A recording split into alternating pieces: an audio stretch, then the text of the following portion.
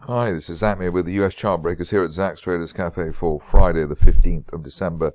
The stellar run for the S&P continues, at least in terms of being above the old summer resistance around 4,600. Above that, we're looking for as high as 48.10 by the end of next month, and maybe a bit sooner, but maybe we are overdue something of a pullback given how far and how fast we have already traveled.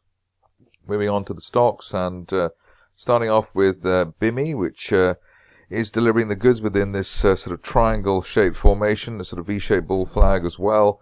And through $2.40, we're looking for up to $4 by the end of next month, with the shares hopefully revisiting their June to July rally around the turn of this year. Ideally, we stay on the right side of $2 in the meantime. Another stock which is on the front foot at the moment is coming up, and here we've got Cognition. The situation here is that we've already hit our initial target there, $2.40. Above that, looking for a fresh target to the upside as high as $4, the upper parallel of that broadening triangle, and $4 on the cards by the end of next month. Once again, I'd like to see the share stay on the right side of the $2 area, as that was resistance before the big breakout this week.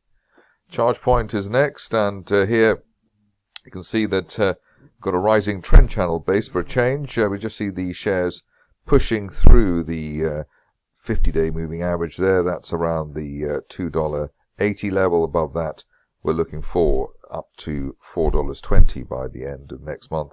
Particularly good setup here, given that we gapped down and then gapped up, so it's a bear trap island reversal. That's also been accompanied by bullish divergence, so hopes are high that this stock will push significantly higher over coming weeks.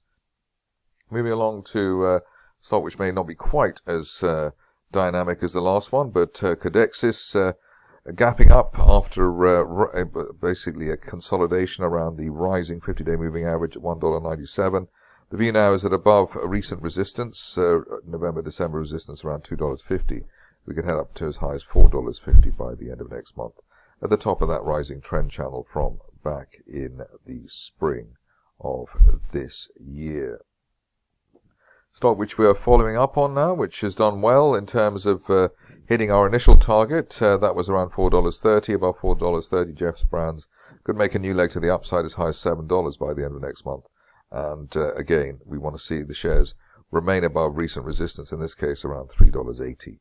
Would do the trick, but those who are cautious will wait for an end of day close through $4.30, even though the 50-day line is now rising and is backing the price action.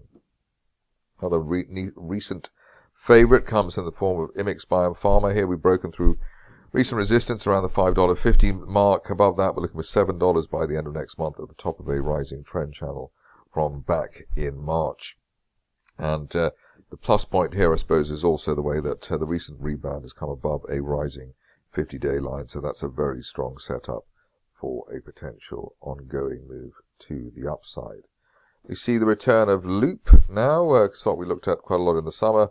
Here we've broken through recent resistance with by quite some margin. Recent resistance around $3.80. Above that, we're looking for $5 by the end of this month, at the top of a rising trend channel from the end of last year, so back in November, December time. Interesting situation next is Innate Bio, and here you can see that we've got this massive move to the upside, gap to the upside within a vast broadening triangle. The top of the triangle there hitting for $4, which is what we're looking for by the end of next month. And we want to see the shares remain above the recent resistance around $1.70, which was there both in the summer and to start December.